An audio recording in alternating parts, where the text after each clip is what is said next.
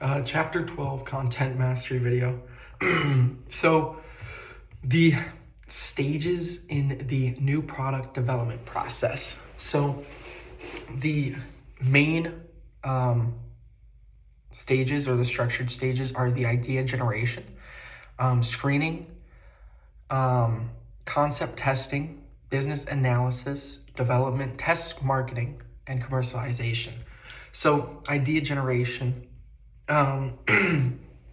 is brainstorming, gathering information about the idea that you want to create from either internal sources or external sources, looking at your employees or different things like that, or looking out into customer feedback or the competitor analysis, different things of that sort. So that's basically what it is. It's just you're brainstorming the ideas so you can create a good idea that you're going to use in the future for your new product. The idea screening. So that's where after you brainstorm and gather all your ideas, that's where you then select the most feasible, profitable, the one that most aligns with your company. So that's just choosing the best idea out of the bunch. If you come up with 10 different ideas, you're going to choose the number one idea, more than likely, unless number two is also good, and you can use it on the market the best. It's just to filter out the weak ideas and expand on the better ones. Concept development and testing. So that's actually selecting the idea and then making it a product. So it's towards the target consumers. So you're testing the target consumers, whether it be surveys, focus groups, anything of that sort. You can even send out mail, and it's just towards your targeted group. You're trying to make sure that these people actually want this product. Business case analysis. So it's a financial assessment of the product's potential. So that's looking at, how the market's going to be, how much the product is going to cost to create, marketing strategies, and then the ROI, so the projected return on investment. If there is a high ROI, then that is a product that you should be creating because it's either low cost and a high return, or you're just getting a high return in general, and that's what you want from your product. So product development or prototyping is where you're actually creating the product for the first time. It's not going to be the end-all product. It's where you're just creating a physical, tangible product so people can test it or just experience it in the first place. Test marketing. So making sure that you're realizing the product releasing the product to a limited, targeted group, or AKA the pilot launch. It's where you select a small market and it boosts the value of your product in a sense, because if it sells out on that pilot launch, then people are going to be talking about it way more. They're going to be like, wow, this product sold out in its first week. Let me go buy it. And then it says it's sold out. You're creating that demand. And then that's how you can get more people in the door. And then commercialization or launch. That's just when the product is fully launched into the market. So that's the large scale manufacturing, distribution, marketing campaigns, anything of that sort is what commercialization is. And that's the end of the product, is when you're releasing it to everybody. So the diffusion process. So what it is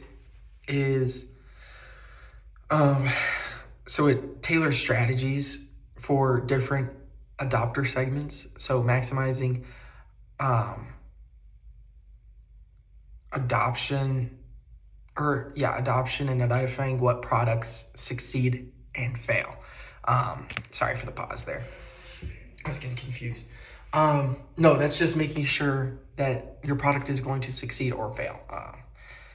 So the 5 stages is the knowledge, so awareness of your product, persuasion. So, forming an attitude towards your product, making it either, more happy or whatever market you're trying to tailor towards.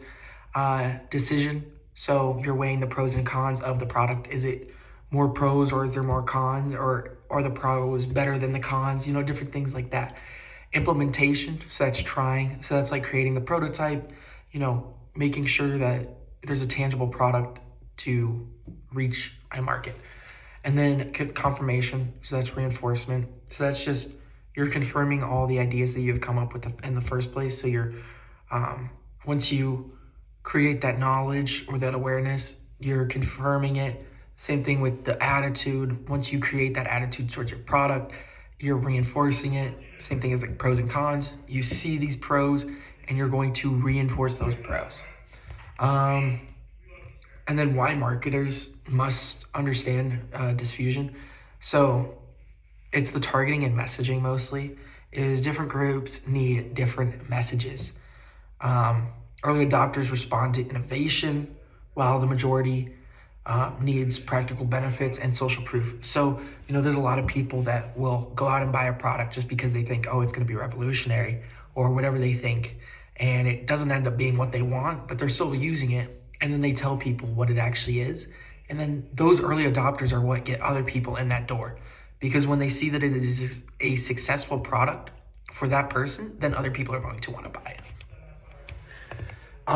Another important element to understand the development of the product cycle is understanding the PLC, or the product life cycle. So it's essential for developing effective product strategies. So it's guiding decisions from development to decline. So obviously, when you launch a product, it's going to skyrocket. It's going to shoot up. And that's when the market is going to peak. Well, not peak necessarily. That's where you're going to see the most growth. And it's going to be rapid. And then once the product hits a plateau where it's kind of starting to, a lot of people have it and a lot of people like it, but there's not an influx of new customers and there's people that are leaving the product, it kind of plateaus at a certain point. And then eventually it's either the product gets discontinued and then tapers off, or the product gets a new life cycle and it just keeps growing.